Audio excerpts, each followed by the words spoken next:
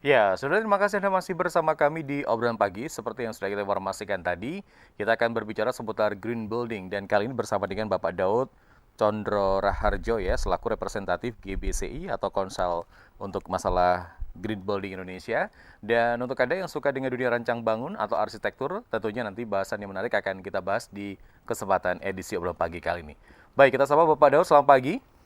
Selamat pagi, Mas Taufik. Iya, sehat ya Bapak ya, pagi hari ini semangat ya. Selamat, Pak. Iya, baik Bapak bicara soal green building tentunya masih banyak masyarakat yang belum memahami ataupun belum istilahnya belum begitu banyak yang tahu tentang green building itu seperti apa. Nah, silakan Bapak Daud untuk bisa menjelaskan terlebih dahulu sebenarnya green building itu definisinya seperti apa? Ya, baik. Terima kasih, Mas Taufik. Iya.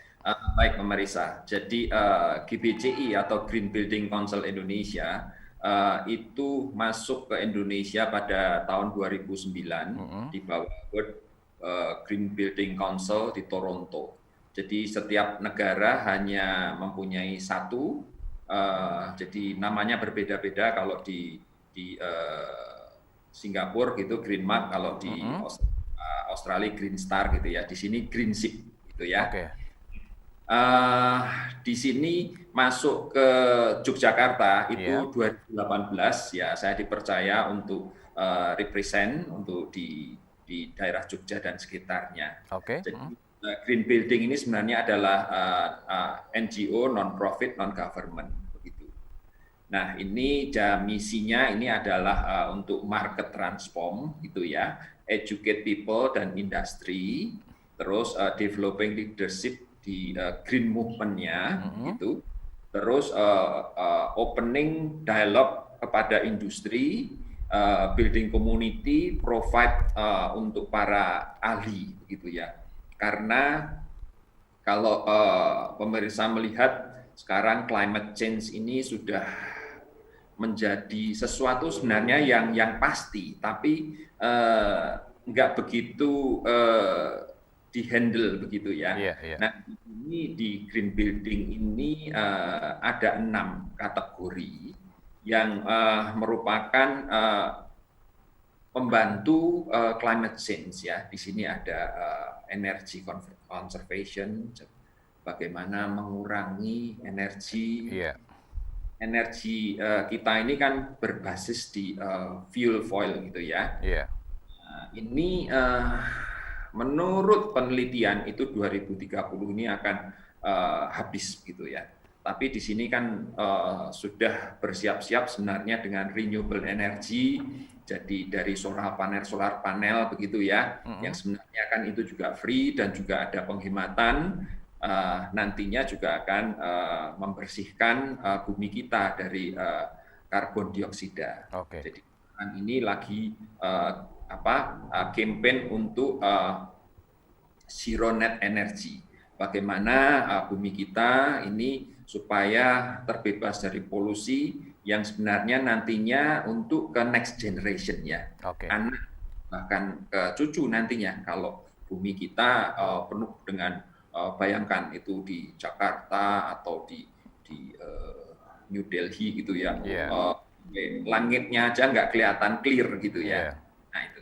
Nah kedua air ini juga perlu diperhatikan karena air bumi kita ini juga kalau disedotin terus-terusan itu Mm-mm. kan tidak dikembalikan ke Mother Earth, dalam hal ini bumi, ini juga nggak imbang gitu ya.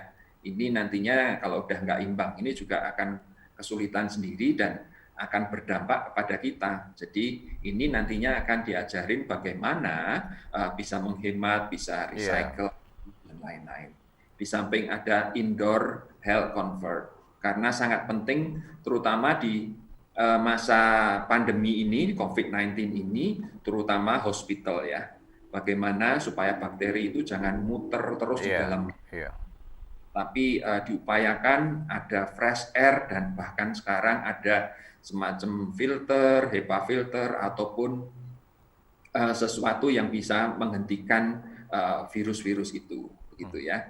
Nah, terus ada material dari gedungnya itu, terus ada manajemennya, begitu ya. Terus yang tidak kalah pentingnya adalah landscape-nya. Iya. Iya. Nah, bisa memberikan pepohonan gitu ya untuk bisa menyaring nggak hanya debu tapi juga kebisingan, desibel dan lain-lain. Nah ini suatu kompleks package yang harus ditanganin oleh berbagai ahli, nggak hanya arsitek saja, tapi ada mechanical, ada chemical, ya, ada fisika bangunan, ada biologi, Iya. lain sebagainya. Oke. Kira-kira gitu. Iya. Baik, Pak Daud, kalau Anda melihat dari posisi Indonesia sendiri saat ini, apakah untuk penerapan green building sendiri, apakah sudah mulai dilakukan atau memang perlu edukasi yang terus-menerus, Pak, untuk saat ini? Sudah dilakukan, cuman kalau bagi kawan-kawan ini angkanya masih kecil dibandingkan dengan negara-negara lain. Oke. Nah, masih kecilnya ini dilihat dari satu sertifikasi gedung. Jadi kita masih belum aware untuk bisa gedung-gedung itu bisa disertifikasi. Otomatis kalau disertifikasi, owner dari gedung akan bertanya manfaatnya apa, gitu Iya. kan?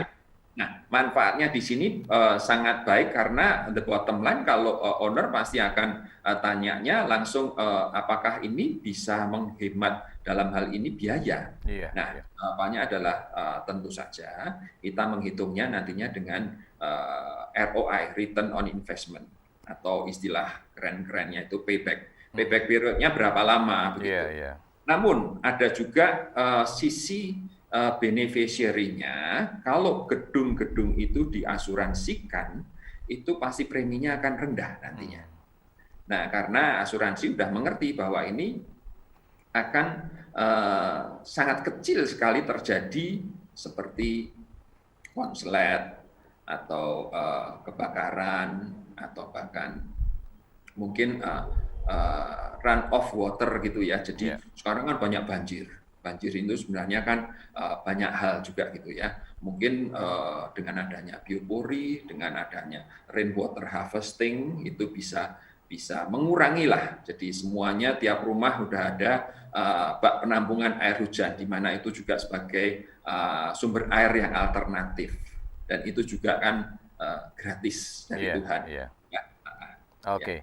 Ya, baik. Sementara kalau di Jogja sendiri, Pak, untuk penerapan green building sendiri ini, apakah hanya tertuju pada gedung-gedung besar seperti hotel, mall, ataupun rumah sakit besar yang ada di Yogyakarta ini sendiri, bagaimana, Pak, untuk hal ini? Sebenarnya kita ada 5 kategori. Jadi satu adalah rumah sendiri. Rumah ini sendiri perlu karena kita perlu berangkat dari rumah. Itu Iya. hal yang paling kecil ya. Jadi kapan nanti kalau ada waktu, ini sangat interesting, saya tergerak untuk bisa berbicara mengenai Green Mother nantinya. Iya. Iya. Green Mother karena ibu ini yang sehari-hari ya. Nanti Iya. bagaimana Iya. cara pemilihan mesin cuci yang bisa menghemat. Sekarang kan ada ratingnya. Kalau merek A itu startnya berapa, itu bisa Iya. menghemat sampai berapa, gitu ya. Iya, betul. Nah, di situ. Jadi di samping rumah itu ada juga gedung. Nah, gedung sendiri itu kan ada yang new, ada yang existing, begitu ya. Nah, ada juga yang kawasan, ya. Nah, ini beberapa universitas sudah mulai peduli, ini kawasannya juga disertifikasikan. Yang paling lebih kecil lagi bisa juga interior. Contohnya yang sudah ini L'Oreal gitu ya. Ini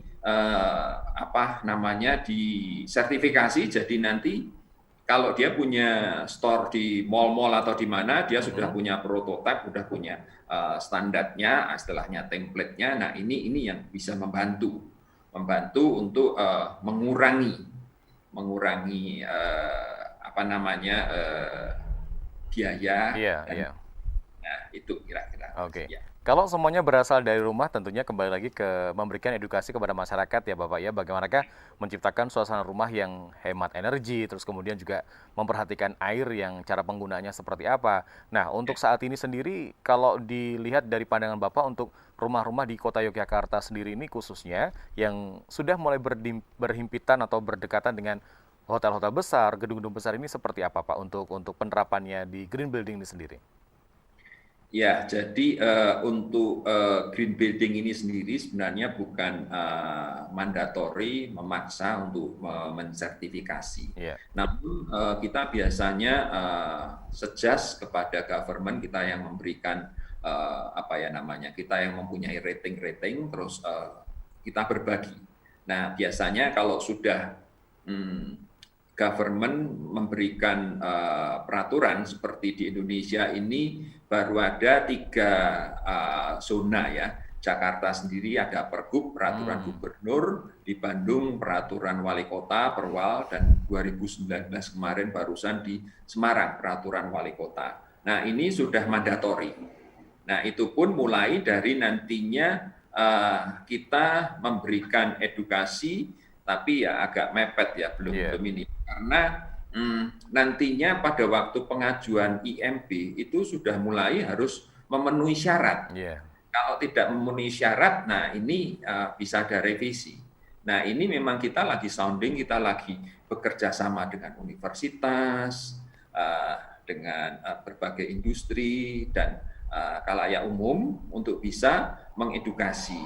Nah, mengedukasi ini juga nantinya salah satu akan bisa sampai ke gerakan-gerakan movement gitu ya. Bagaimana seperti plastik ramah lingkungan. Ya. Bagaimana supaya plastik itu kan 500 bahkan ada yang 1000 tahun gitu ya, belum terurai. Nah, kami sudah ada ini putra bangsa Indonesia ini yang mempunyai paten, akhirnya bisa memproduksi itu. Nah, di sini juga hanya 2 tahun. Nah, ini berdampak. Kami mencoba tahun yang lalu ini untuk plastik korban namanya. Nah, ini kan bisa berdampak. Nah, ini tahun ini kita udah mulai siap-siap lagi untuk bisa membantu biar bumi kita nggak penuh dengan plastik. Nah, di samping rumah dan gedung ini kita sudah mulai soundingkan untuk renewable energy, begitu ya. Terus rainwater harvesting. Kalau di Indonesia itu yang paling diutamakan sekarang adalah energi, karena pemakaian di gedung ini masih termonopoli. Biasanya biaya-biaya baik rumah maupun gedung office gitu ya, itu sekitar ya 60% biayanya itu dari energy consumption gitu ya. Nah, baru yang kedua itu air. Nah, air ini makanya kalau ada yang bilang ada yang beradu atau berbeda pendapat dengan kami, oh di Jogja masih banyak kok airnya. Gitu. Saya agak sedih sih. Tapi kita harus mulai was-was dan mulai dari awal bagaimana supaya kita siap sedialah, siap payung sebelum hujan gitu. Kalau enggak kan seperti bukan tahun ini, tapi tahun yang kemarin Jakarta tiba-tiba curah hujannya yang sudah luar biasa, yang biasa 100 jadi 300 lebih. Ya, ini bukan salah siapa karena itu udah 3 sampai 4 kali lipat gitu. Nah, ini kan climate change. Nah, ini kalau climate change nggak diatasi, ini kan nantinya bisa bertambah parah karena ini istilahnya kan kita menabur apa, nanti menuainya ya begitu ya. Jadi banyak kalau detailnya mau bicara Pak, tapi secara umum gitu ya. Jadi kalau orang berkata bahwa bagaimana sih kita bisa menerapkan green building ini. Nah, contohnya saja salah satu di dalam ruangan kalau kita mau menempatkan indoor plant gitu ya. Jadi ini sangat bagus untuk menyerap racun-racun dan lain-lain. Karena juga produktivitas itu akibatnya. Jadi di kantor kalau rapat seharian di ruangan tertutup, meskipun nyaman pakai AC, namun kalau tidak ada fresh air-nya, O2, itu pasti siang nanti akan mulai mengantuk. Ini produktivitas. Dan juga kalau ventilasinya nggak bagus, nanti juga akan menyebabkan sakit. Nah, sakit ini kan performa dari perusahaan juga nggak bagus, karena karyawannya banyak yang sakit. Samping dia juga melorot gitu ya performanya ya. Iya. Nah, Baik, ini Pak Daud, tetap bersama kami. Nanti kita lanjutkan kembali bahasan kita. Dan nanti ya, ditunggu tips-tipsnya bagaimanakah, mulai dari yang terkecil, dari lingkungan rumah, nanti Pak Daud bisa memberikan tips buat masyarakat yang sedang menyanyikan atau menyimak RBTV di pagi hari ini ya. Baik, ya. saudara tetap bersama kami di obrolan pagi. Kita akan hadir lagi setelah jeda berikut ini.